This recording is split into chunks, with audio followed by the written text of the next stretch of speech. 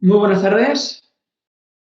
Vamos a dar comienzo a este tercer y último capítulo de esta trilogía de las vacunas. Vamos a compartir pantalla. Pues eso, muy bienvenidas y bienvenidos a este último y tercer capítulo, que, que esperemos sea tan interesante, aunque es difícil, como los dos anteriores. Y así empezamos. ¿Sabéis de dónde viene la palabra vulnerable? Que es como hemos titulado este último capítulo. Del latín vulnerabilis, que significa posibilidad de ser herido o dañado, lo que ahora clasificamos como grupos de riesgo. De entre los diferentes grupos de riesgo, los recién nacidos, las personas mayores y los inmunodeprimidos son más vulnerables a las enfermedades infecciosas por tres motivos: inmadurez, inmunosenescencia y debilidad. Inmadurez. Los recién nacidos poseen un sistema inmune inmaduro durante los primeros meses de vida. Inmunosenescencia. Es el envejecimiento. Nuestro envejecimiento produce una serie de cambios que debilitan el sistema inmune de las personas mayores. Debilidad. Adultos y jóvenes también pueden sufrir un debilitamiento de su sistema inmune por causa de tratamientos u enfermedades. Por estas tres razones, inmadurez, inmunosenescencia y debilidad, los recién nacidos, los mayores y los inmunodeprimidos tienen una capacidad reducida para combatir las enfermedades infecciosas. Son muchas las ocasiones en las que nos enfrentamos a dudas en la consulta respecto a la vacunación en estos grupos de riesgo. Pues para ello vamos a contar con unos ponentes de lujo hoy, vamos a resolver este tipo de dudas y sin más paso a presentaros a los protagonistas de hoy, que son 4 ponentes de lujo. En primer lugar, vamos a contar con la doctora Cintia Muñoz, investigadora con gran experiencia en la investigación en vacunas de Fisabio, la cual nos hablará de herpes zóster y su prevención en un grupo de vulnerables como son los inmunodeprimidos. En segundo lugar, el doctor Josep Marés, director del Institut Pediàtric Marés Riera, en Blanes, Girona, nos hablará de rotavirus, una enfermedad que quizá infraestimamos. En tercer lugar, la doctora Natividad Tolosa, una de nuestras directoras de esta trilogía de las vacunas, dedicada a la medicina preventiva en el Hospital de la Malvarrosa de Valencia, nos hablará de sexo y cáncer. Sí, habéis oído bien, sexo y cáncer. Nos va a hablar de lo último sobre el virus del papiloma humano, que ya tenemos datos de vida real de prevención, de reducción de cáncer a la verdisada. Y por último, la doctora Mara Garcés, pediatra del Centro de Salud de Nazaret de Valencia, investigadora adscrita a la investigación en vacunas de Fisabio y miembro del Grupo Viva, con el que hacemos multitud de ensayos clínicos sobre vacunas, nos hablará de un bicho muy temido, el meningococo. Pues bien, antes de dar paso a nuestros magníficos ponentes, vamos a decir y hacer una serie de reflexiones. Primero que nada, estamos en un foro de discusión. Discusión significa que planteamos dudas y entre todos intentamos resolverlas o damos nuestra opinión. Por ello, queremos comentar que esta imagen lo dice todo: no hay preguntas tontas, sino tontos que no preguntan. Y es una frase que nos gusta mucho, nuestro jefe lo dice mucho, y os invito a reflexionarla porque es real. Por tanto, lanzar desde el primer minuto vuestras preguntas, dudas o miedos en el chat. Justamente abajo tenemos en el chat un apartado de preguntas y respuestas donde podéis escribirlas. Tened en cuenta que la pregunta no va a verla nadie excepto los ponentes y nosotros iremos seleccionando esas preguntas para al final dejar media hora o más de tiempo para lo que hemos venido, que es a discutir y a resolver dudas. Por tanto, sin más, Vamos con la primera ponente, con la doctora Cintia Muñoz. Gracias. Buenas tardes. Mi objetivo en estos 7 minutos es concienciaros del elevado riesgo que presentan los pacientes inmunocomprometidos de sufrir un herpes zóster y sus complicaciones. También del impacto que este herpes zóster tiene sobre su salud y, por último, hablaros de las herramientas que tenemos a nuestro alcance para tratar de prevenirlo. El herpes zóster es la manifestación local de la reactivación del virus varicela zóster que, tras la infección primaria que causa la varicela, permanece latente en los ganglios sensoriales de la médula espinal. Cuando se produce una disminución en la inmunidad celular, este virus se reactiva, viaja a la piel y provoca la aparición de las vesículas características del herpes zóster. La principal complicación del herpes zóster es la neuralgia posherpética. Las fibras nerviosas dañadas envían mensajes exagerados y confusos de dolor de la piel al cerebro. Este dolor puede perdurar desde meses hasta años. Pues bien, prácticamente todos estamos a riesgo de desarrollar un herpes zóster, ya que el 95% de la población adulta europea somos seropositivos para el virus varicela zóster. Se trata de una patología muy frecuente y, concretamente, utilizando datos de la Comunidad Valenciana, sabemos que una de cada 3 personas desarrolla un herpes zóster entre los 50 y los 90 años de edad, hablando de personas no inmunocomprometidas. Cuando trasladamos esto a la población de pacientes inmunocomprometidos, es 1 de cada 2 los que desarrolla un herpes zóster. En cuanto a su tratamiento, la aplicación de antivirales dentro de las 72 horas desde la aparición de las vesículas promueve una disminución de la gravedad y la sintomatología del herpes zóster, pero no tenemos evidencia de que este tratamiento tenga efectos beneficiosos sobre la neuralgia posherpética, lo que la convierte en una patología muy difícil de tratar y suele resultar frustrante tanto para los pacientes como para los profesionales, teniendo unas graves consecuencias en la calidad de vida de las personas que la sufren. Pues bien, las buenas noticias llegaban en 2006, cuando la EMA aprobaba la primera vacuna para la prevención, indicada para la prevención de herpes zóster y neuralgia posherpética en sujetos mayores de 50 años, en adultos mayores de 50 años.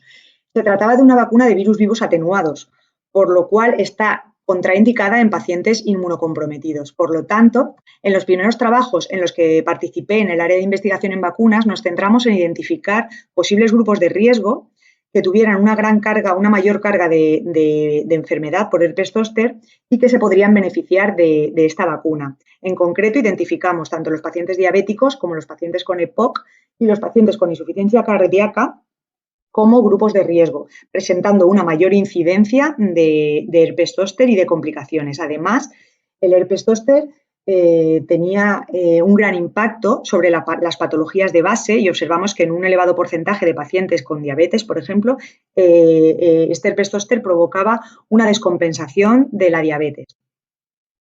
Pues bien, quedaban identificados esos 3 grupos de riesgo, además de saber que la edad es un importante factor de riesgo para desarrollar el herpes zóster. Aquí podéis observar cómo pacientes con diabetes con edades de 60 años tenían prácticamente la misma incidencia que personas de 80 años que no tenían esta patología. Bueno, pues la segunda buena noticia llegaba en 2018, cuando la EMA aprobaba una segunda vacuna indicada para la prevención del herpes zóster y la neuralgia posherpética. En este caso, era una vacuna recombinante adyuvada de subunidades, la cual sí que se podía aplicar a pacientes inmunocomprometidos.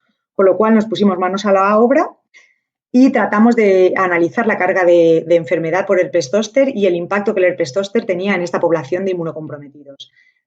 Trabajando con una población de más de 4.300.000 sujetos mayores de 18 años, identificamos que aproximadamente un 13% eran pacientes inmunocomprometidos. Evaluamos o incluimos las condiciones en las condiciones de pacientes inmunocomprometidos, incluimos tanto trasplantados con órgano sólido como trasplantados con precursores hematopoyéticos, pacientes con neoplasias, pacientes con VIH y pacientes con enfermedades tanto autoinmunes como patologías que provocaban inmunosupresión. Pues bien, tanto analizándolos por separado, estas condiciones, como en su conjunto, observamos que presentaban en todos los casos una mayor incidencia de herpes zóster. En global, vemos que la incidencia era el doble en pacientes inmunocomprometidos respecto a la incidencia en pacientes no inmunocomprometidos. Y cuando las estudiamos por separado, vimos que esta incidencia podía llegar a ser hasta 12 veces superior en el caso de los pacientes que habían recibido un trasplante con precursores hematopoyéticos. También observamos que el riesgo de padecer un herpes zóster era un 51% superior en pacientes inmunocomprometidos, tomando como referencia a los pacientes no inmunocomprometidos. Además, tenían un 25% más de riesgo de desarrollar un herpes zóster recurrente y se duplicaba el riesgo de sufrir complicaciones, siendo la más frecuente la neuralgia posherpética. También evaluamos la utilización de recursos sanitarios que estos pacientes requerían para el tratamiento de su herpes zóster y sus complicaciones. Observamos que el riesgo de ser hospitalizado por un herpes zóster prácticamente se triplicaba en pacientes inmunocomprometidos, tomando como referencia a los pacientes no inmunocomprometidos. Estas hospitalizaciones, además, eran un 12% más largas, más duraderas. También tenían bajas laborales un 18% más largas y requerían, por ejemplo, un 20% más de medicación. Por lo tanto, comprobamos que estos pacientes inmunocomprometidos no solo tenían un mayor riesgo de padecer un herpes zóster y sus complicaciones, sino que además este herpes zóster era más grave y requería una mayor utilización de recursos sanitarios. Bien, pues recapitulando, existen, por lo tanto, 2 vacunas que están indicadas en la prevención del herpes zóster y la neuralgia posherpética en mayores de 50 años. Por un lado, la vacuna viva, que se basa en virus vivos atenuados, requiere de una única dosis y está contraindicada en pacientes inmunocomprometidos. Por otro lado, la vacuna de subunidades adyuvada también está indicada en pacientes mayores de 18 años que tienen un mayor riesgo de herpes zóster, requiere de 2 dosis y está indicada también en pacientes inmunocomprometidos. Esta segunda vacuna ha arrojado resultados superiores en estudios de coste-efectividad respecto a la anterior. Pues bien, en el calendario de vacunación en personas adultas con condiciones de riesgo ya aparece la primera recomendación de esta vacuna de subunidades, especificando que cuando la vacuna de subunidades esté disponible se determinará la pauta y el momento idóneo de vacunación, puesto que esta vacuna todavía no la tenemos disponible, pero se prevé que lo hagamos a lo largo de este próximo año. Pues bien, esto es todo lo que os quería contar. Muchísimas gracias por vuestra atención y espero poder resolver todas las cuestiones que tengáis. Gracias. Muy bien, Cintia, muchísimas gracias por tu presentación. Y como veis, hoy nos estamos clavando al tiempo porque lo que nos interesa, como he dicho, es la discusión de después. Por lo tanto, vamos a dar paso sin más al segundo de nuestros ponentes, al doctor Josep Marés. Cuando quieras, Josep. Muchas gracias. Buenas tardes, gracias Javier, gracias Alejandro por vuestra invitación. Me habéis pedido que hable de rotavirus. ¿Por qué debemos vacunar frente a rotavirus? Vais a permitir que presente mis posibles conflictos de intereses, ya que voy a hablar de vacunas, y voy a situar esta historia muchos años atrás, cuando Ruth Bishop en 1973 descubrió este microorganismo, rotavirus. Rotavirus que, como sabéis, producía y produce y es la primera causa de diarrea grave en menos de 5 años, primera causa de hospitalización por diarrea, causa mortalidad, la primera causa de mortalidad por diarrea en el mundo. Es una enfermedad potencialmente grave que produce sufrimiento, evidentemente, a los niños que padecen las enfermedades y a sus familias, con un coste sociosanitario importantísimo, no tiene tratamiento y, como sabéis, las medidas higiénicas no han sido eficaces para prevenir esta enfermedad. Años más tarde, en 2006, disponemos de las primeras vacunas para poder establecer una prevención de esta enfermedad, Rotarix y Rotatec, y es en 2013 cuando la OMS, ante la evidencia, se define como recomendar la vacunación frente a rotavirus a todos los niños, en todos los calendarios, en todos los programas de inmunización universal en el mundo. A fecha de hoy, son 107 países los que han introducido las vacunas en sus calendarios. Algunos países, como el nuestro, no disponen de esta vacunación. Llama la atención como, por ejemplo, en Norteamérica, en Australia, en comparación de Europa, la implicación en vacunación es mayor. Y en Europa, curiosamente, que los países del norte de Europa vacunan sistemáticamente frente a rotavirus cuando no es así en los países del sur de Europa. ¿Quién ha tomado la decisión más correcta?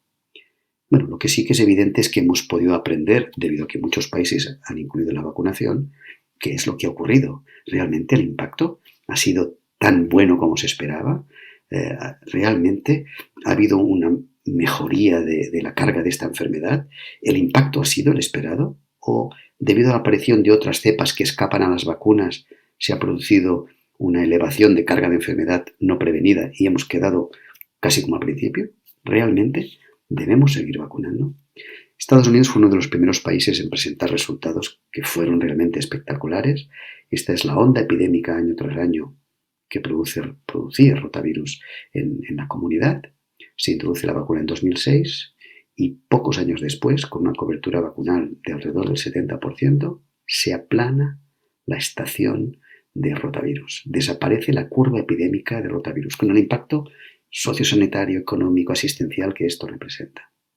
Años más tarde, México presenta sus datos en que, gracias a la vacunación frente a rotavirus de 2007, se reduce la mortalidad por diarrea en este país, un país donde la diarrea produce mortalidad, gracias a la vacunación frente a rotavirus.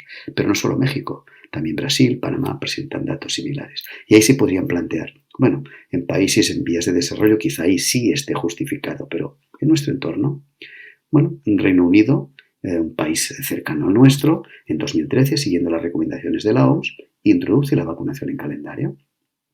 Y ocurre lo mismo que en Estados Unidos. Desaparece la onda epidémica, esto es antes de la vacunación, después de la vacunación, fíjense el impacto, desaparece rotavirus. En Reino Unido prácticamente ya no hay diarrea por rotavirus. Y esto ocurre en todos los países que vacunan. Estos son datos de Finlandia. Presento estos datos porque son países con vacunas distintas. Reino Unido utiliza vacuna monovalente, Finlandia utiliza la vacuna pentavalente. Independientemente de la vacuna utilizada, los datos en el mundo son espectaculares. En función de la cobertura vacunal, reducción de la diarrea por rotavirus y de la diarrea de cualquier causa, ya que rotavirus es la causa número 1 de hospitalización, tanto en países más desarrollados como países en situación socioeconómica más precaria, en cierto modo. Y en España no tenemos vacunación sistemática, pero se ha vacunado, en cierto modo, rotavirus. ¿Qué ha ocurrido? Bueno, tenemos la suerte de tener esta revisión que lideró Javier y que es una fotografía perfecta que nos tiene que hacer reflexionar correctamente sobre esta enfermedad. En cuanto a la carga de la enfermedad, lo que sabemos es que no es como Reino Unido. En nuestro país sigue existiendo la enfermedad por rotavirus y esta es la tasa de incidencia en nuestras consultas de atención primaria. Podríamos establecer que 1 de cada 4 gastroenteritis agudas que vemos en nuestras consultas sigue siendo por rotavirus. Y la hospitalización por rotavirus pues sigue siendo el germen con mayor tasa de hospitalización, entre el 10 y el 50%, en función de las zonas, en función de las coberturas de vacunación, siguen siendo las hospitalizaciones debidas a rotavirus. Y algo muy importante, la gastroenteritis por rotavirus consistentemente es la más grave y con la mayor frecuencia de complicaciones, en la que más consumo de recursos requiere, mayores costes y mayor impacto psicosocial. Y evidentemente, como hemos vacunado, también podemos ver el impacto de la vacunación y ha existido, y precisamente es que este impacto ha estado vinculado a la cobertura obtenida, incluso mayor a la esperada por la cobertura. Y aquí sí que en Valencia tenéis unos datos que conocéis perfectamente y que son espectaculares, que corroboran esta situación, porque además es paralela por regiones con mayor, ahí veis en colores más oscuros, mayor cobertura de vacunación, mayor número de casos evitados en rosa, mayor número de casos evitados de hospitalizaciones esperadas por rotavirus. O dicho de otro modo, en función de la cobertura vacunal, las regiones que tienen una mayor cobertura vacunal, en azul, tienen una menor tasa de hospitalización por gastroenteritis. Vemos, por ejemplo, en el norte de la Comunidad Valenciana, donde la tasa es menor que en otras regiones, la tasa de hospitalización es mayor. Impresionante.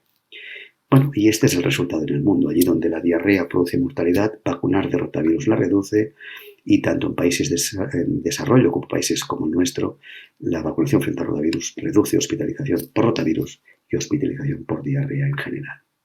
Y les decía, si vamos a perder todo este beneficio por la emergencia de cepas que escapen a la protección de las vacunas. Estas son, en cada color es una cepa distinta, cómo van variando las cepas residuales, las que quedan, las que se aíslan en países donde están vacunando con distintas vacunas. Les decía que unos países utilizan pentavalente, otros monovalente. No hay ninguna correlación, no hay ninguna selección de cepas y de hecho la revisión sistemática realizada por Eurorotanet concluye que donde se vacuna se reduce la enfermedad, que no hay ninguna evidencia que los programas de vacunación seleccionen cepas que escapen a la protección y que realmente las diferencias en la distribución de cepas residuales depende pues a la variación estacional de las cepas y ocurre tanto en países que vacunan como países que no vacunan. Por tanto, ¿quién fue el que tomó la decisión correcta? Bien, sabemos que la infección por rotavirus produce muertes, produce hospitalizaciones, produce costes, produce sufrimiento a niños y familias, y hemos visto, porque es evidente, que los datos que les presenté, la vacuna frente al rotavirus evita precisamente las muertes, las hospitalizaciones, los costes y el sufrimiento a todas las personas, a los niños que padecen la enfermedad y también a sus familias. Por tanto, es evidente que en España deberíamos aprender esta lección y esto nos va a permitir aprobar una asignatura que tenemos todavía pendiente, que es la vacunación universal frente al rotavirus. Muchas gracias. Qué bien, Josep. Gracias por esta magnífico resumen, porque es un resumen muy escueto, igual que todas las presentaciones de hoy, que como decimos es para generar dudas y generar debate. Ya vemos que el debate está generando en la red, están lloviendo las preguntas y estamos ya filtrándolas. De los casi 250 participantes que están conectados ahora mismo, gracias por su atención. Y seguimos con la tercera ponente, que es la doctora Natividad Tolosa. Nati, cuando quieras, por favor. Muy buenas tardes. Muchas gracias, Alex, por tu presentación. Y muchas gracias a todos los inscritos por estar ahí y por formar parte de esta trilogía de las vacunas que finalmente hemos podido organizar, juntando las jornadas de vacunas de atención primaria por una parte con el curso de vacunación del adulto en este formato que esperamos que sea muy dinámico. Me gustaría comenzar destacando que la infección por el virus del papiloma humano es la enfermedad de transmisión sexual más frecuente en el mundo y que además aquí los humanos somos el único reservorio. Alrededor de un 80% de hombres y mujeres con una vida sexual activa, normal, lo van a contraer a lo largo de su vida. Por eso la asociación causal que existe entre el VPH y el cáncer de cérvix es la más potente jamás descrita por la epidemiología oncológica, diagnosticándose anualmente unos 530.000 casos de cáncer de cérvix en el mundo, todos relacionados con el VPH. Pero además, de un tiempo a esta parte, hemos aprendido que el VPH también está implicado en otros cánceres en diferentes localizaciones que afectan tanto a hombres como a mujeres a partes casi iguales, hasta alcanzar una cifra de 100.000 anuales, entre los que destacan los cánceres de ano y los de orofaringe. Por ejemplo, en los últimos años, en Estados Unidos, la incidencia de cáncer de orofaringe en varón ha llegado a superar la incidencia del cáncer de cuello de útero en mujeres. Y esto suele ocurrir en aquellos países donde los cribados del cáncer de cérvix están muy bien establecidos. Esto es especialmente relevante porque todos los cánceres relacionados con el VPH en varones no tienen programa de cribado ni de detección precoz. Ya ha quedado claro que la carga de enfermedad en cáncer por VPH es elevadísima y como refleja la famosa pirámide de Harwin, el VPH es además de responsable de muchas lesiones de cáncer, responsable de lesiones precancerosas en diferentes localizaciones que ya hemos nombrado antes, de la papilomatosis respiratoria recurrente y de las verrugas genitales.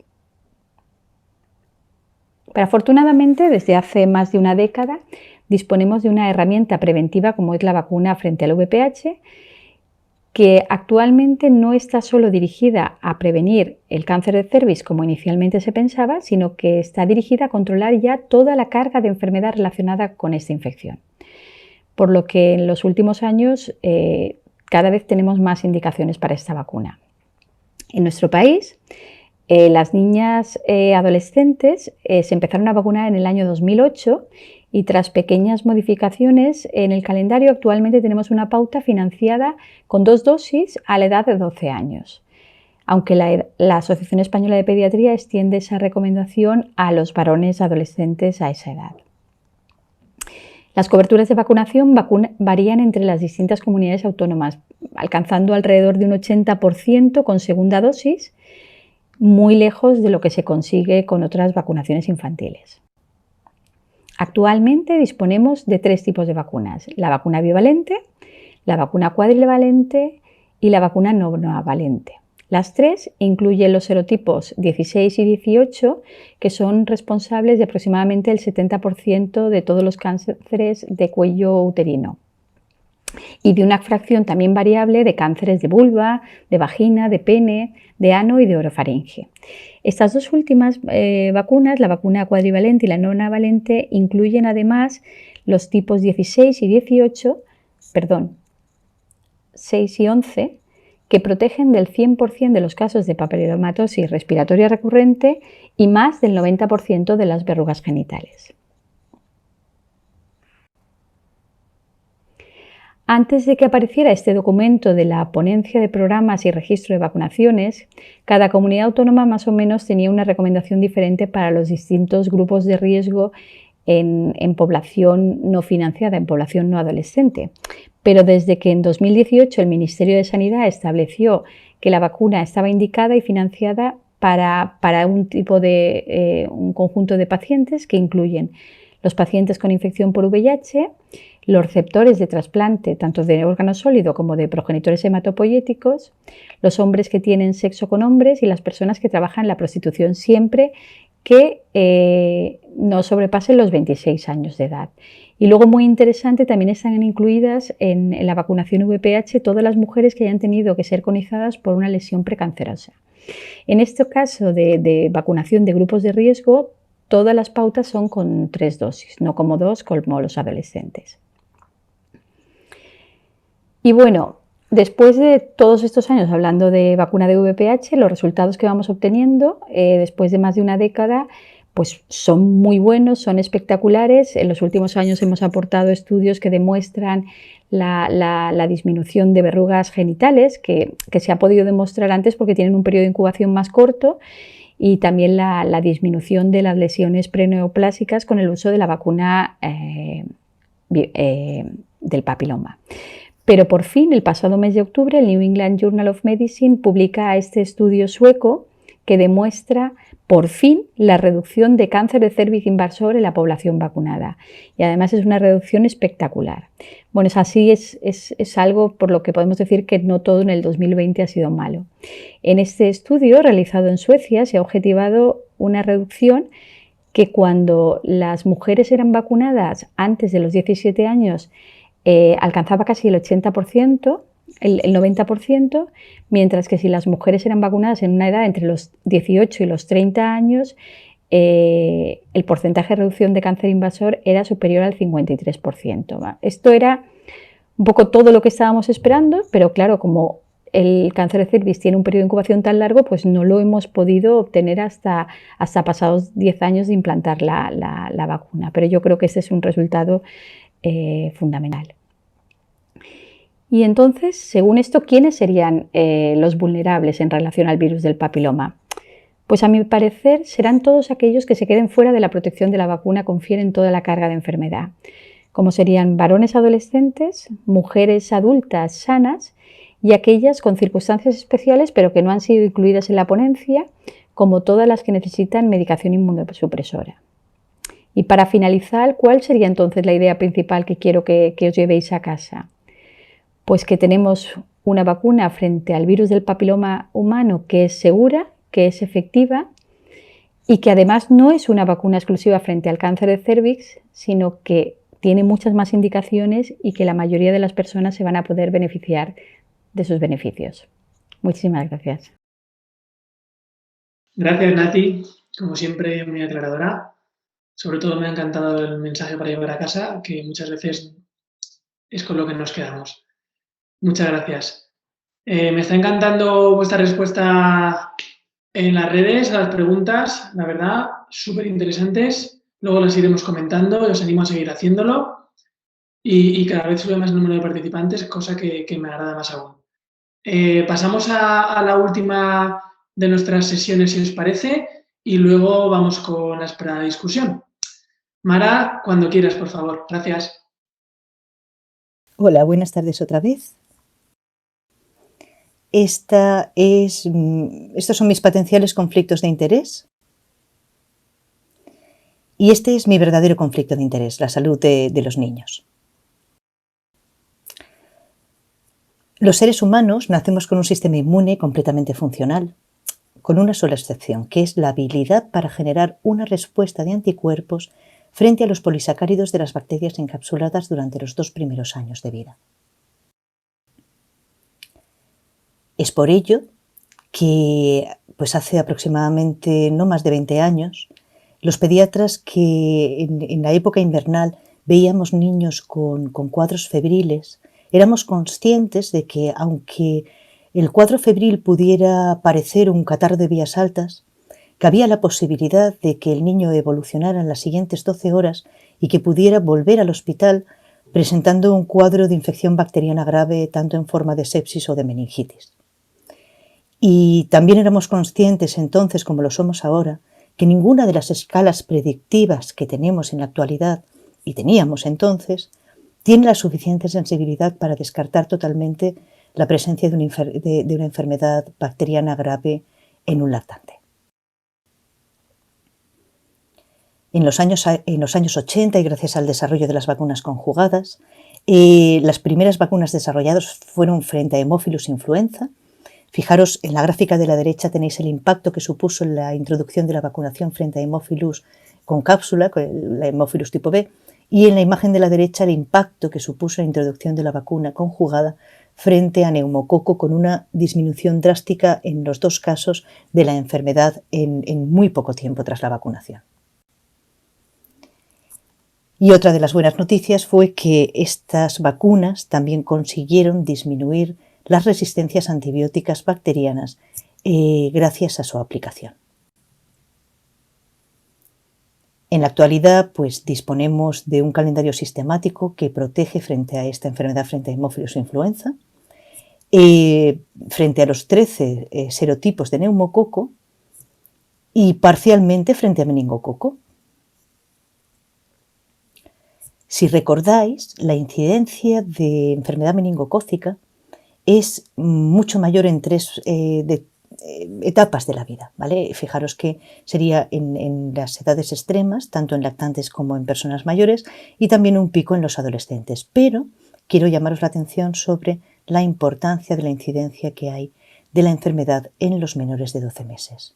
Digamos que ellos serían realmente los vulnerables de esta enfermedad. En el año 2001 se introdujo de forma sistemática la vacunación frente a meningococo C con la vacuna monovalente conjugada en los lactantes. El progresivo conocimiento que tuvimos de la dinámica de la bacteria nos permitió saber que la vacunación de los adolescentes podría contribuir también a disminuir la incidencia de la enfermedad, dado que los adolescentes son los que con mayor porcentaje portan, ¿vale?, o que están colonizados por esta bacteria, y es quien realmente se supone que transmite la enfermedad tanto a los más mayores como a los más pequeños. El impacto de la vacunación con vacuna conjugada, con los diferentes escenarios de calendario, hizo que prácticamente el serogrupo C disminuyera no solamente en España, sino en el resto de Europa.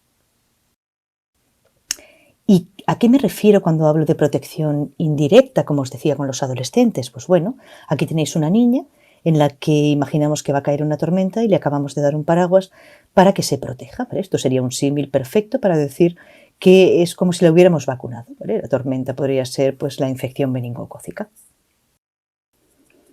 Pero también sabemos que desde el punto de vista estratégico, si tenemos una población, como es la población adolescente, que es la que tiene mayor colonización por esta bacteria, si vacunamos a esta población, pues podemos de una forma indirecta proteger a otros rangos de edad, ¿vale? Eso sería, por ejemplo, las flechas que veis aquí.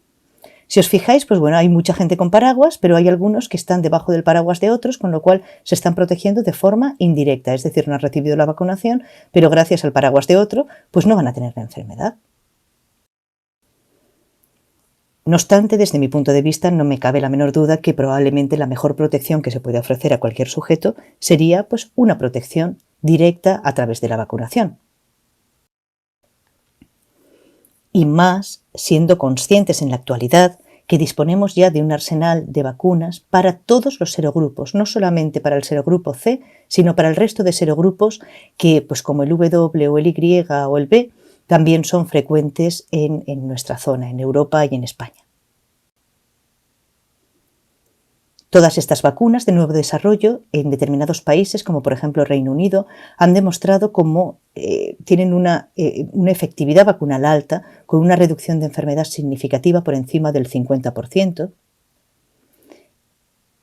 Y frente al serogrupo W, que como sabéis es un serogrupo que en este momento hizo un switch capsular y tiene un complejo clonal, el complejo clonal 11, que es responsable de epidemias, pues fijaros cómo, por ejemplo, en Holanda, con la vacunación del lactante de forma directa, del adolescente de forma directa y también de la población joven hasta los 18 años, se consiguió una disminución significativa de la incidencia de esta enfermedad por W. Y es que no cabe la menor duda que cuando estamos hablando de infección por meningococo, estamos hablando de una enfermedad grave. Grave hasta el punto de que en las mejores condiciones de tratamiento de unidad de cuidados intensivos no se reduce en ningún caso la mortalidad por debajo del 10%. Es decir, un 10% de los sujetos van a fallecer por esta enfermedad. Y si no fallecen, hasta un 30% van a presentar secuelas. Secuelas importantes, limitantes, como cegueras, sorderas, incluso pues amputaciones de miembros que evidentemente van a mermar la calidad de vida de los afectados. Y en este momento, y del mismo modo que os decía al principio, no disponemos tampoco de ninguna manera de hacer un diagnóstico precoz de cuáles son aquellas personas que tienen mayor riesgo de presentar una enfermedad meningocócica. Con lo cual, lo que somos conscientes es que de un 95 al 99% de los sujetos que van a presentar esta enfermedad son sujetos previamente sanos. Pero tenemos una paradoja, y es el hecho de que, gracias al resto de la vacunación frente a enfermedades bacterianas graves, esta enfermedad se ha convertido en una enfermedad de baja incidencia, que prácticamente podría catalogarse dentro de lo que serían las enfermedades raras. Enfermedad rara que, por otra parte, lo que sí que sabemos en este momento es que la única manera que tenemos de proteger y que ha demostrado su efectividad, como os decía, en otros países en los que se está realizando vacunación sistemática, es mediante la vacunación. No obstante, en términos de salud pública, enfrentarse a una enfermedad de tan baja incidencia puede tener complicaciones. Aquí os muestro, por ejemplo, una imagen de lo que sería el estadio Michigan, en el que caben pues, más de 100.000 personas, ¿vale? Vamos a imaginar que este estadio lo vamos a llenar de lactantes, ¿vale? Tenemos los lactantes, que tendríamos esos 100.000 lactantes, y según la incidencia que teníamos antes de esta pandemia de coronavirus, pues lo normal en un año es que hubiera pues aproximadamente unos 7 o 8 casos, ¿vale? Vamos a ponerlos. ¿Vale? Entonces, esta sería la imagen que, desde el punto de vista de salud pública, se vería de esta enfermedad, con lo cual el planteamiento sería, ¿es rentable el hacer una vacunación de todo el estadio para proteger estos casos que yo os muestro con estas flechas en la diapositiva?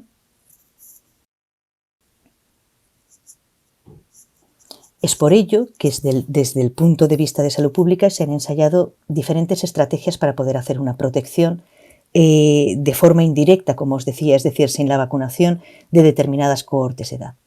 Concretamente en nuestro país, para la protección frente a meningococo W, es decir, con la vacunación de esta vacuna tetravalente, lo que se planteó es hacer una vacunación global, una vacunación masiva a todos los adolescentes y también incluir una cohorte que fuera hasta los 18 años de edad, incluyendo también a los jóvenes, que se supone que junto con los adolescentes son los que tienen mayor colonización de meningococo. De este modo, de forma indirecta, lo que se haría es supuestamente cortar la transmisión de esta enfermedad y, por tanto, repercutir positivamente en los lactantes. Os he traído, no obstante, esta imagen porque quiero haceros hincapié en el hecho de que sería perfecto siempre y cuando la vacunación que se hubiera hecho en el adolescente hubiera sido homogénea y rápida.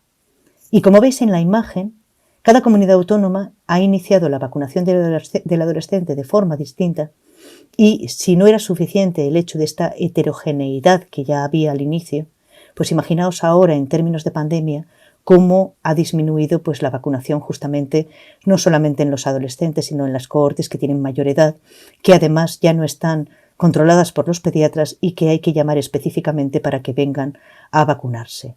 Con lo cual, lo que está claro es que esta estrategia, que evidentemente de forma teórica es excelente, probablemente no funcione para la protección indirecta de los lactantes.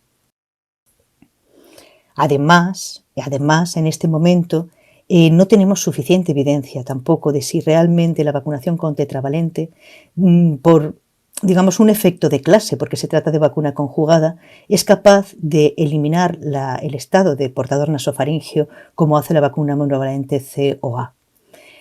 Estos datos que os muestro son correspondientes a un metaanálisis recientemente publicado en el que los autores concluyen que todavía no tenemos evidencia de reducción del estado de portador de vacunas.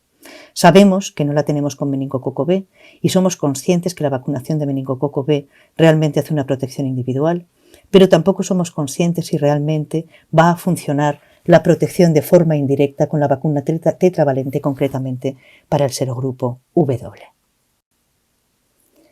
Y sin duda alguna, abordándolo desde una perspectiva diferente, está claro que desde el punto de salud pública hay que elaborar estrategias para hacer calendarios y para ahorrar el máximo dinero posible y ser lo más efectivos posibles. Pero lo que también está claro es que desde un punto de vista pediátrico, desde nuestras consultas, cada uno de nuestros pacientes, para nosotros, es el 100% de los casos. Y no me cabe la menor duda que también lo es para sus padres. Es por ello que nosotros abogamos que mientras existan vacunas que estén comercializadas y que estén disponibles, nuestra obligación es informar a los padres de la posibilidad que tienen de la protección directa de sus hijos a través de la vacunación. Y desde nuestro punto de vista, consideramos que la vacunación frente a meningococo debería estar incluida dentro del calendario vacunal sistemático. Mientras no esté incluida como tal, lo que aconsejamos es iniciar la vacunación lo antes posible. Es decir, que todos los lactantes deberían estar vacunados frente a meningococo B y frente a meningococo ACWY desde los 2 meses de vida, para asegurar la máxima protección en este rango de edad que tiene, como habéis visto, la mayor incidencia y que sin duda alguna es la población más vulnerable. Gracias. Muchas gracias a las 4, porque casi que vamos a hablar en femenino, pues sois mayoría. Yo aquí no doy abasto con las preguntas, la verdad es que este trabajo es... Os invito a poner las cámaras, por favor, que si no parece que estoy aquí hablando solo y yo creo que al final va a entrar mi mujer y va a decir, ¿pero qué haces? Gracias a todas. La verdad es que esto es un aluvión, ¿eh? Esto es un aluvión de preguntas. Vamos a ir pasito a pasito, intentando responderlas todas. Como nos hemos ajustado súper bien al tiempo, tenemos un poco de tiempo. Vamos a ello sin más dilación, por favor. Empezamos en orden de cómo habéis ido saliendo. Os hago una a cada uno y quien quiera intervenir o añadir algo, por favor, adelante, ¿eh? Para Cintia, ¿se ha llegado a meter la vacuna de herpes zóster en el calendario de alguna comunidad autónoma? Bueno, pues la primera vacuna que se aprobó, bueno, buenas tardes otra vez, ahora que estoy en directo, y gracias por la invitación y a todos por escuchar. La primera vacuna que se aprobó, Zostavax, que además es la que tenemos disponible en estos momentos, se aprobó en un programa piloto en la Comunidad de Castilla y León en 2015. En principio la pusieron a enfermos de EPOC que tenían tratamiento con corticoides inhalados de 65 años y en el 2016 ampliaron este programa a pacientes también con diabetes y entre 60 y 69 años. Y también en La Rioja en 2017 la incluyeron también para pacientes con diabetes de 65 años. Esos son los 2 ejemplos que tenemos en España que se haya incluido en calendario. Te hago otra pregunta que va a colación porque ¿la nueva ya está disponible en España? No, De momento no la tenemos, pero sí que se prevé que la tengamos en las farmacias a lo largo de este año, de 2021. Genial. Esperando. Muy bien, gracias. A ti. Josep, al ser unas vacunas de virus vivos, las de rotavirus, ¿podemos poner estas vacunas en grupos de riesgo? Como por ejemplo prematuros. Se sabe que están pensándolo en la ponencia de vacunas, incluirlas en el calendario para prematuros. ¿Cómo lleváis esto en Cataluña? Bueno, realmente es una vacuna absolutamente recomendable en los niños prematuros, porque el prematuro, si valoramos un poco su situación, como decías tú al principio de tu ponencia, por su inmadurez mayor que la de un recién nacido a término, y lo digo así porque el recién nacido a término considero que también es un candidato a vacunación de rotavirus, pero evidentemente lo es el recién nacido a término y lo es aún más el prematuro, porque su situación ante una infección por rotavirus es mucho más grave o potencialmente mucho más grave con mayores complicaciones. Por tanto, evidentemente, la vacunación frente a prematuros es una vacunación absolutamente segura, y esto me baso en los datos de los ensayos clínicos en los que se evaluó la inmunogenicidad, la seguridad y la eficacia en la vacunación frente a rotavirus, distintos estudios con las distintas vacunas. Las vacunas están autorizadas para prematuros con una pequeña diferencia en la edad gestacional entre una vacuna y la otra, simplemente porque los ensayos clínicos, la cohorte que se utilizó, pues en un caso eran de 26 semanas y en el otro pues eran de unas semanas más, y por tanto eso hay que tenerlo en cuenta a la hora de establecer las indicaciones, pero las vacunas son seguras y por tanto absolutamente recomendables en prematuros. Y en Cataluña, pues sí, desde hace unos cuantos meses en la Consellería de Salud pues estableció que la vacuna frente a prematuros está ya financiada y por tanto, aunque tengo que decir que no se ha hecho una campaña publicitaria desde el punto de vista de salud pública que haya llegado quizá con una claridad a todos los centros de salud, sí que la vacuna está disponible y por tanto en Cataluña los prematuros pueden ya recibir con financiación pública la vacunación, tanto si están en el hospital en el momento en que les toca recibir la primera dosis, que no se debe demorar por esa razón, si el prematuro está estable, como si es un prematuro dado de alta a la edad cronológica que le corresponde, a partir de las 6 semanas de vida, pues pueden vacunarse frente a rotavirus. Gracias, Josep. Aquí en la Comunidad Valenciana, por informar, teníamos previsto la inclusión de la financiación también de las vacunas de rotavirus en prematuros a principios de este año, pero debido a la pandemia se está retrasando un poco todo. Esperamos que sea pronto, pero aún no se ha iniciado. Perfecto. Vamos con Nati. Preguntas varias, tenemos muchas. ¿Las mujeres que han presentado infección por VPH se pueden beneficiar de la vacunación en cualquier rango de edad? Siempre, porque como hemos comentado, bueno, hay 200 tipos de VPH, no todos producen cáncer o producen infección de otro tipo, pero el que estés infectada por un VPH no quiere decir que no necesariamente serás infectado por todos, y seguro que te vas a poder beneficiar por los otros que estén incluidos en la vacuna. Aprovecho y te hago otra rápida. ¿Hasta qué edad está indicada la vacuna en mujeres con escisión de cervix o útero completo? La ficha técnica de las 3 que tenemos solo pone un límite inferior, 9 años, ¿vale? Por encima no pone límite superior, es decir, siempre hemos hablado un poco como el margen de 45 años, pero una mujer de 50 que ha tenido una colonización por un CIN y por un papiloma, el 31, el 16, se puede beneficiar siempre, siempre. Gracias. Hay muchas más, voy a volver luego, pero es por hacer una ronda rápida de preguntas a cada una de vosotras y volvemos. Mara, pregunta típica. Alex. ¿Pueden coadministrarse vacunas frente a MEMB y a CWY a ver? Sí, sin problemas. Básicamente son vacunas inactivadas y por definición, a todo esto, buenas tardes y gracias por la invitación, Alex. que no te lo había dado antes. Sí, se pueden coadministrar perfectamente porque son vacunas inactivadas y por un principio básico de vacunas no hay ningún tipo de problema de coadministración. Otra cosa es que si nos queremos ceñir a lo que serían las fichas técnicas, pues evidentemente habría que comprobar si se han realizado pues, estudios para comprobar que realmente no hay interferencias, pero por definición sí, se podría hacer sin problemas. Muy bien. Bueno, aprovecho y te hago una segunda. Esta es típica de consulta, que tú estás bien acostumbrada. ¿Se podría administrar, cita de control de los 12 meses si la madre trae la vacuna, la tetravalente? ¿Se podría administrar dicha vacuna en sustitución a la vacuna de MEN-C a pesar de no estar indicada en el calendario de vacunación de la Comunidad Valenciana? Por supuesto, y se le acabo de contestar por escrito. ¿Vale? Le acabo de poner que nosotros no vacunamos con vacunas, sino frente a enfermedades.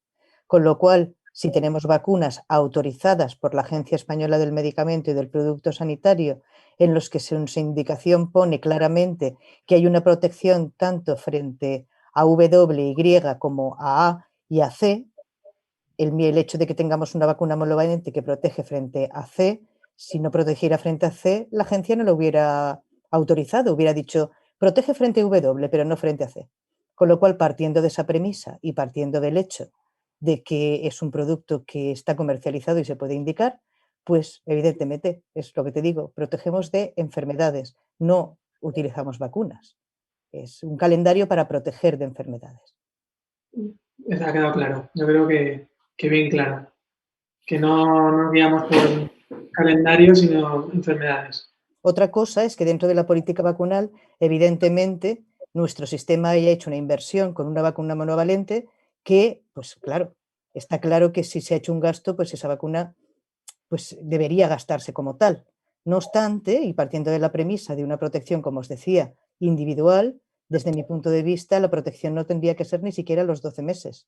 Es decir, si estamos protegiendo frente a una meningitis y en este momento somos conscientes de que la protección que se está generando a nivel de adolescente no es suficiente, porque lo lógico sería que las cohortes hubieran sido de rápido inicio y que toda España se hubiera vacunado lo más rápidamente posible y encima ahora tenemos la pandemia, pues es eso, no es lo mismo una protección directa que una protección indirecta. Y yo creo que todos los padres deben saber, no solamente a los 12, porque a los 12 sería una estrategia, como os decía, una estrategia vacunal de una protección indirecta para los más chiquitines. Pero si realmente queremos hacer una protección individual, no me cabe la menor duda que debería ser desde el principio, al margen de la incidencia y partiendo de la premisa que para cada padre su hijo es el 100%. A hilo de esto, Mara, perdón, y ahora pasamos volvemos al principio. Otra pregunta dice la seroconversión de MEN-C en vacunas de tetravalente parece inferior a la monovalente. Recomendando la vacuna a los 12 meses fuera del calendario, ¿no pone en riesgo el programa de MEN-C, sobre todo en un momento que MEN-C está aumentando? Le estaba contestando, no me ha dado tiempo de enviársela, pero bueno, y así ya no la termino de contestar. Le estaba poniendo que es curioso, porque me llama la atención ese incremento de C, partiendo de que en la Comunidad Valenciana C es un serogrupo que tenemos hipercontrolado desde hace mucho tiempo. Por los datos de los que yo dispongo, y son del último boletín, que creo que nos lo enviaron ayer, en la pandemia no está habiendo casos, porque lo estamos viendo todos, pero por otro lado, en lo que se refiere a la temporada anterior, con la estrategia de vacunación que teníamos, no ha habido ningún incremento de C. Al margen de esa cuestión, cuando estamos hablando de títulos de anticuerpos, partimos de la premisa que desde que estimamos que las vacunas en meningococo no podemos hacer ensayos clínicos de eficacia directa, sino que nos tenemos que basar en parámetros subrogados de protección. En sí, lo que sí que sabemos es que ambas vacunas consiguen llegar al parámetro subrogado de protección que se le pide para la protección de serogrupo, con lo cual no tendría ningún valor en este momento el hecho de que los anticuerpos fueran menores o mayores. Es más, estamos hablando de que la tetravalente que estamos aplicando ha demostrado incluso una duración de inmunogenicidad, probablemente en términos grosos, y tendríamos que ver más o menos cuánto dura en el tiempo, pero que al menos llega hasta 10 años. Con lo cual yo creo que no es un problema. El hecho de la pregunta, partiendo de la premisa que cambiar un preparado por otro pudiera amenazar lo que es en sí la incidencia, no lo veo para nada justificado, partiendo además de la premisa que muchos países han utilizado para vacunar, ahora que es emergente el serogrupo W por su potencial epidémico, esta vacuna tetravalente para proteger también de C. Con lo cual, supongo que si los holandeses lo meten, no debe ser muy mala vacuna. Hay muchos factores en juego y muchas cosas difíciles a veces de entender, como lo de los subrogados de protección y eso, que es una medida indirecta un poco más compleja que requeriría de una charla entera. Vamos a pasar otra vez, yo creo que a la doctora Muñoz, a Cintia. Pregunta interesante.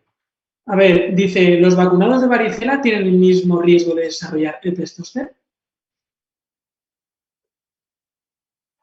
Cintia, estás en mute. Como he leído la pregunta antes, hemos realizado este estudio en el área de investigación en vacunas y no recordaba bien los datos. Entonces, como he leído la pregunta, he recurrido a Mónica, que creo que casi todos la conocéis, que maneja las bases de datos de la Comunidad Valenciana como nadie, y le he preguntado cuáles fueron aquellos resultados. Entonces, sí que os puedo decir que los niños vacunados con una dosis de la vacuna de varicela tuvieron un 85% menos de riesgo de padecer un herpes zóster, y los que habían sido vacunados con 2 dosis de la vacuna tenían un 92% menos de riesgo de padecer un herpes zóster. En aquel estudio también vimos que el riesgo de padecer un herpes zóster era dependiente de la edad a la que los niños habían tenido el episodio de varicela. Variaba con la edad. Pero bueno, vimos que el estar vacunado de varicela disminuía mucho el riesgo de herpes zóster. Gracias. Pero y gracias a Mónica. Se dice el pecado, pero no el pecador. Eso te lo callas y quedas como una reina. No, pero porque así yo nombro a Mónica y me encanta. Que sabemos que Moni nos ha salvado. Otra pregunta en relación a esto. Si has pasado un herpes zóster, ¿te puedes vacunar? Pues mira, justo estamos participando en el área de investigación en vacunas en un ensayo clínico en el que estamos evaluando esto con la vacuna recombinante adyuvada, que por cierto desde aquí invito a cualquier persona mayor de 50 años que haya tenido un herpes zóster y quisiera participar en el ensayo clínico, que se ponga en contacto con nosotros y estaremos encantados de que participe. Entonces estamos estudiándolo, estamos en ello. Y bueno, respecto a la vacuna de Zostavax, sí que hay estudios que dicen que te puedes vacunar perfectamente habiendo tenido un herpes zóster. Genial. Pues yo que tuve un herpes zóster me tendré que vacunar. Pregunta para Josep. A ver. Lo típico, ¿no? Rotarís, rotatés, ¿cuál es la más adecuada? Varía por zonas geográficas. Lo de las cepas tienen algo que ver en la decisión, que una incluya unas, otras. ¿Qué no puedes decir? A ver, esta es una pregunta muy típica porque pienso que hay una hiperpreocupación sobre qué vacuna uno tiene que decidir, tiene que recomendar. La única manera de responder a esta pregunta es evaluar si alguien ha utilizado una vacuna, alguien, y me refiero no a una persona individual, sino a algún país, si algún país ha utilizado las dos vacunas, qué ocurre en países que utilizan por una razón, la que sea, un concurso público, una valoración, igual que varían las vacunas hexavalentes de una temporada a otra, de una comunidad a otra, por distintos criterios. Veamos lo que ocurre en cuanto a datos de efectividad, a la práctica, en países que han utilizado una u otra vacuna. Y como eso sí que son datos potentes y hay revisiones sistemáticas que han evaluado en países que han utilizado una u otra vacuna, o incluso en un país que ha utilizado de forma amplia las dos vacunas, como es Estados Unidos, y los datos de efectividad comunicados en revisiones sistemáticas, en revisión Cochrane, en metaanálisis y en esa revisión en Estados Unidos, concluyen que la efectividad para hospitalización y diarrea grave frente a rotavirus presenta unos datos absolutamente similares entre una vacuna y la otra vacuna. El impacto que se ha observado en el mundo es exactamente igual en países que han utilizado una vacuna u otra vacuna. En Reino Unido, que ha utilizado básicamente una vacuna monovalente, os mostré el impacto que había tenido. En Finlandia, que ha utilizado la vacuna pentavalente, habéis visto el impacto que ha tenido. En Estados Unidos, que ha utilizado inicialmente pentavalente, posteriormente monovalente, en los últimos años con un porcentaje que ha permitido hacer una comparativa directa entre una y otra, es que hasta sorprende.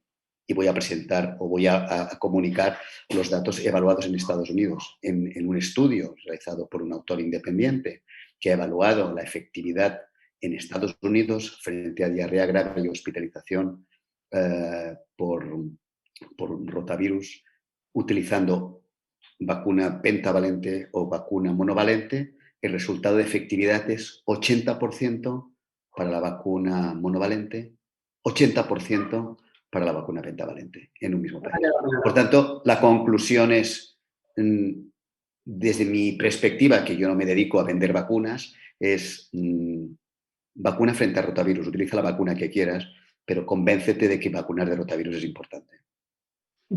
Ha quedado clarísimo. Gracias, Josep. Hay muchas vacunas, digo yo, hay muchas vacunas y todas son buenísimas, pero no. Hay muchas preguntas de la consulta como tal que son súper interesantes, que son las del día a día, que seguramente casi todos vosotros, menos Cintia, os veis en las consultas. Vamos a alguna de ellas, por ejemplo.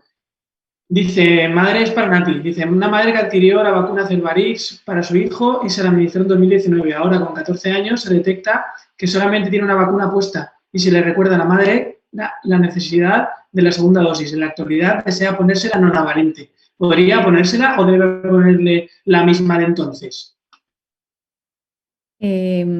A ver, ¿has dicho era un niño o una niña? Es que no lo entiendo. Sería una niña. Un niño. No, Un niño. Pone su hijo, sí. O su hijo. Bueno, bien. A ver, en principio las vacunas no están ensayadas para ser intercambiables, ¿vale? No hay un motivo que veamos que sea obvio, pero es verdad que si la vacuna, si tú quieres tener una pauta a partir de 14 años, necesitas una pauta de 3 dosis para cubrir de todos los serotipos que cubre la vacuna, y si es menor de 15 años, puedes cubrir con 2.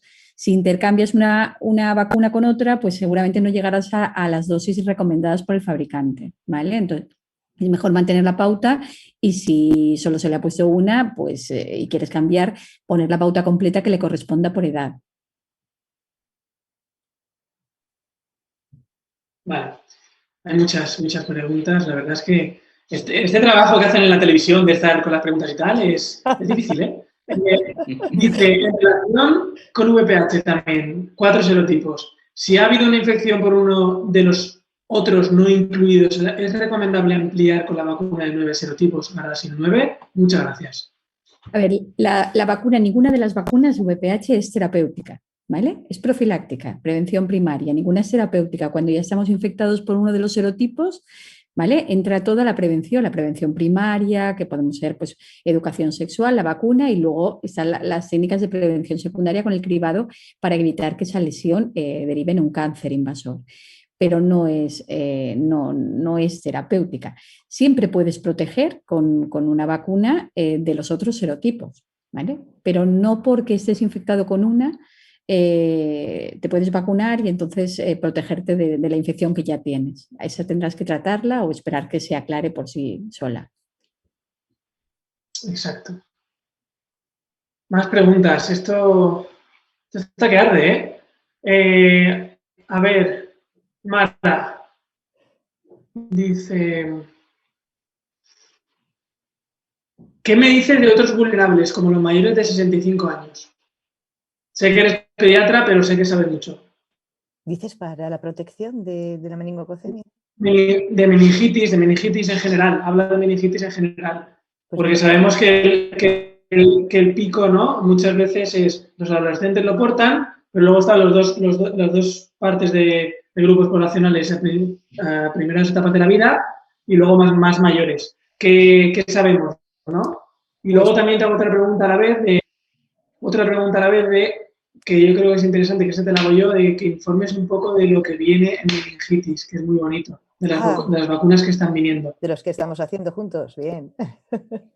Bueno, respecto a la población mayor de 60, 65 años, Algunos países se lo han planteado como tal. Es más, hay un documento muy bonito que es el de Países Bajos, que sí que hace un análisis en el que plantea ya pues la posibilidad a lo mejor de la protección extendida pues eso, a la población mayor. Quizá a lo mejor yo, como ya me voy acercando hacia ese lugar, pues cuando lo leí la verdad es que dije, bueno, pues a lo mejor sí que puede ser algo interesante. Entonces, el problema es eso, es lo de siempre, son términos de coste, son farmacoeconómicos, de coste-efectividad. Realmente hasta qué punto es necesario, vamos, vacunar a X personas para disminuir la incidencia, porque hay que partir de la premisa que está claro que la edad por encima de 60 años ya supone un riesgo inherente de incremento de incidencia, pero no tan alto como el de los lactantes, con lo cual sería complicado en términos económicos ver cómo incluirla ahí dentro para protección. No solamente han sido los holandeses, sino los australianos también han estado dando vueltas al planteamiento de protección. En este momento, hombre, más no puedo contaros. Lo que sí que puedo deciros es que es algo que se está poniendo ahí. Partimos de la premisa que, fijaros que estamos ahora en una pandemia y estamos priorizando a una población que tiene, pues eso, un riesgo mayor. Entonces, pues yo creo que es un foro interesante y es una cuestión que es debatible y discutible en los próximos años. Y lo que os decía Alex es una noticia muy buena, y es el hecho de que estamos en este momento desarrollando en el área de vacunas ya un ensayo en el que lo que se está evaluando es la eficacia protectora de una vacuna, una de las que va a aparecer, que es una vacuna pentavalente, es decir, que incluye los 5 serogrupos más frecuentes, el A, el B, el C, el W y el Y, para vacunación pues desde el lactante. Le esperamos que realmente los resultados sean buenos. Parece vamos, que así pueda ser, ¿vale? No tiene por qué ser distinto por la estrategia de desarrollo de la vacuna.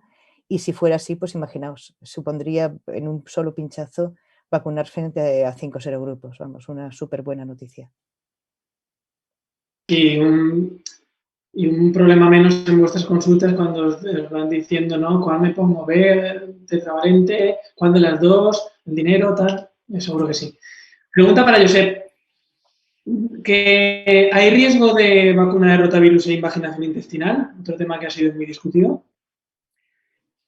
Bien, como sabéis, en los ensayos clínicos se diseñaron con una cohorte muy grande, con un volumen de más de 60.000 lactantes, precisamente para comprobar este hecho, ya que la primera vacuna que se comercializó frente a rotavirus, Rotashield, que se comercializó en Estados Unidos, una vez se incluyó en el calendario oficial, en menos de un año se comprobó que había una asociación, y esto marcó un hito importante en el desarrollo de las vacunas posteriores, que son las que tenemos ahora, Rotarix y Rotatec.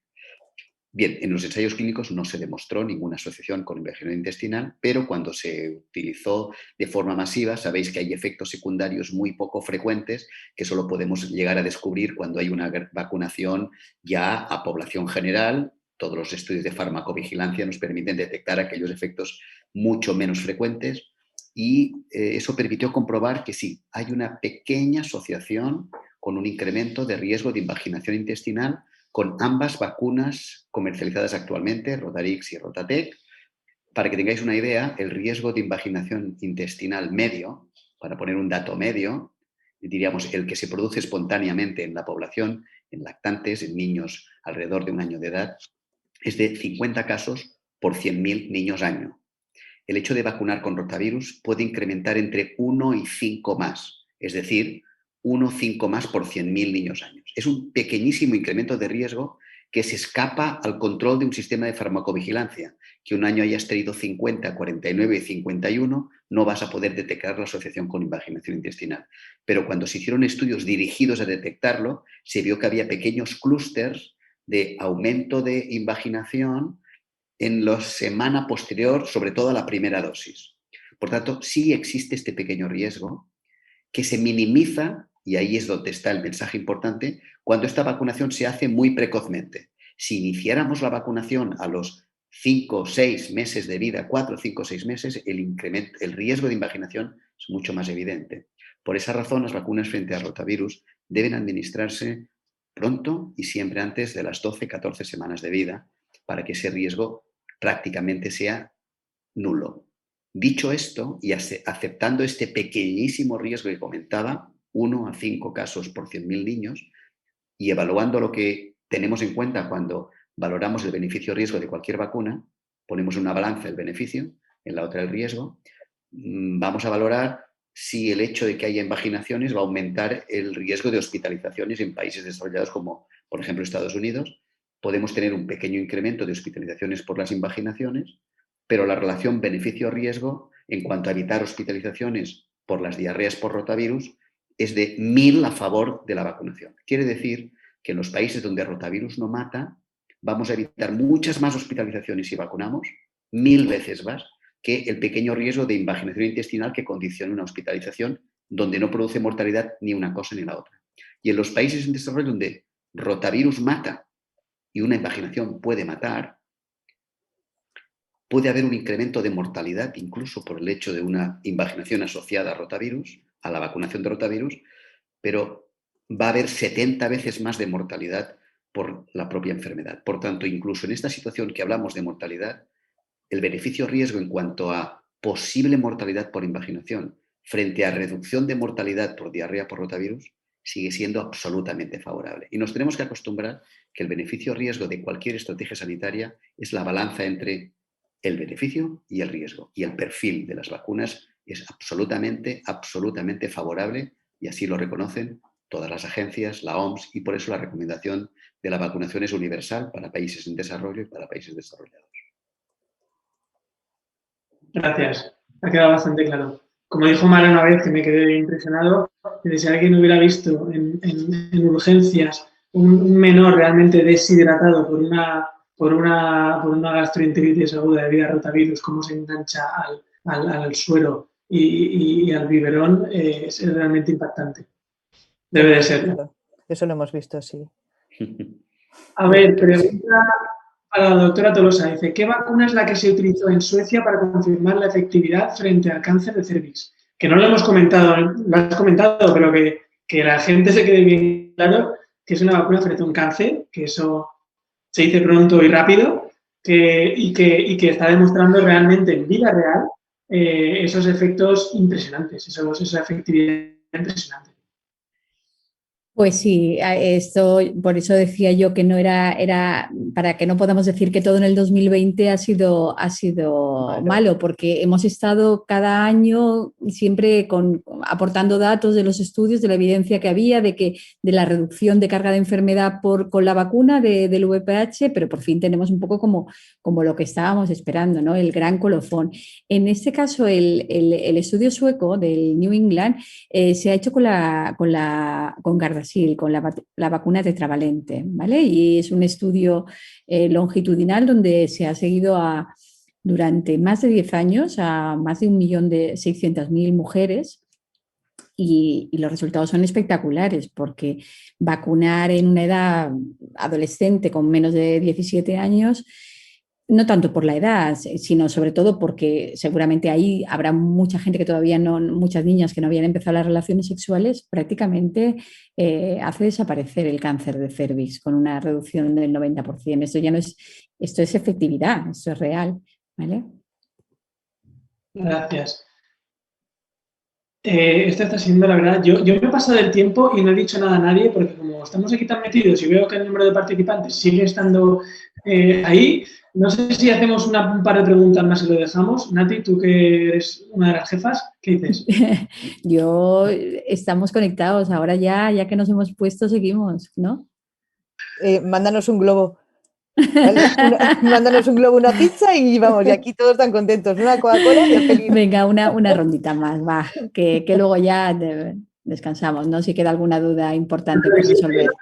Hay una pregunta muy, muy chula también que han preguntado por datos de rotavirus en la Comunidad Valenciana y Josep justamente ha presentado datos de Rotap, una aplicación que se ha hecho en la Comunidad Valenciana, que ha hecho también nuestra compañera Mónica, que está saliendo mucho hoy.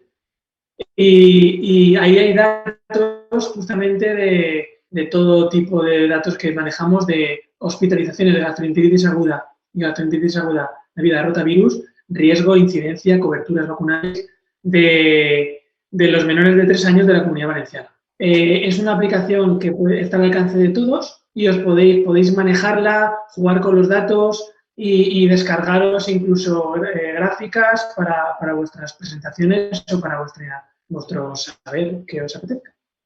Si podéis pedirnos el link y os lo facilitamos. Ahí tenemos un montón de información. Ya que estamos haciendo publicidad, ¿no? Muy bien. Por tanto. Claro. Además es que es súper interesante Es y es muy bonita. espectacular, vamos. Es que es un espejo para mirarse de realmente lo que implica tener esta información. Es valiosa, o sea que realmente es para felicitaros tener estos datos que son absolutamente espectaculares y que te convencen cuando ves esta correlación de regiones donde tienen mayor tasa de vacunación, el impacto que tienen es que es realmente espectacular. Sí. Había una pregunta también que te la lanzo, a ver si, que es un poco también peculiar, de por qué dentro de una misma comunidad podemos ver tantas diferencias, ¿no? Tanta variabilidad. ¿A qué podría deberse? Porque, claro, es una misma comunidad, es una región más o menos pequeña, digamos. Variabilidad en las Aún así coberturas vemos vacunales. mucha variabilidad. En las No coberturas solamente en vacunales, coberturas, sino en carga. también en Sí. riesgos y incidencias. Bien, claro, esto normalmente estamos acostumbrados a valoraciones más globales, ¿no? Tasa de incidencia, hospitalización en España, en el mundo, en Europa, a que vamos por comunidades, pues hay datos en algunas sí, en algunas no. Claro que en Valencia no la tengáis solo por comunidad, sino por zonas, es que ya es como dicotomizar al máximo el tema, ¿no? Entiendo de que haya diferencias, evidentemente habrá razones epidemiológicas que la justifiquen. A mí se me escapa un poco este análisis, quizá vosotros lo habéis hecho, porque ahí se trata de hacer un estudio con variables y ver qué variables pueden asociarse a que realmente esa incidencia sea mayor o menor. Sabemos que rotavirus es una enfermedad universal, es decir, que no respeta situaciones socioeconómicas favorables, desfavorables, por tanto, si empezamos a pensar que se lavan mejor las manos, que realmente tienen mejor higiene, que el agua esté potable, es evidente que aparte de la potabilización del agua, las medidas sociosanitarias, higiénicas, no han tenido un gran impacto en reducir la transmisión. Pero bueno, algo hacen, evidentemente. Seguro que hay factores, variables que se puedan tener en cuenta, aparte de la epidemiología imprevisible de la circulación del virus, pero yo no podría responder exactamente en qué es lo que podéis justificar. No sé si vosotros, que habéis evaluado esto al milímetro, tenéis algunas variables que puedan justificarlo, pero yo lo desconozco. Sí, el tema, como bien dices, es una enfermedad infecciosa. Lo estamos viviendo ahora con el coronavirus también. Estamos viendo que dentro de una misma zona geográfica hay inmensa variabilidad. Con el tema de rotavirus puede pasar algo parecido, hay diferencias sociodemográficas, ¿no? Ambientales, diferencias socioeconómicas muy importantes. Recordemos que es una vacuna no financiada, por tanto, ahí es un factor clave que puede estar impactando en esta variabilidad que vemos por zona geográfica, por zona básica de salud, que decimos. Por tanto, sí, aún así, nuestra querida Mónica hace modelos matemáticos que intenta ajustar todo esto y las pone aún más en evidencia, estas variabilidades que se nos escapan, que no podemos controlar.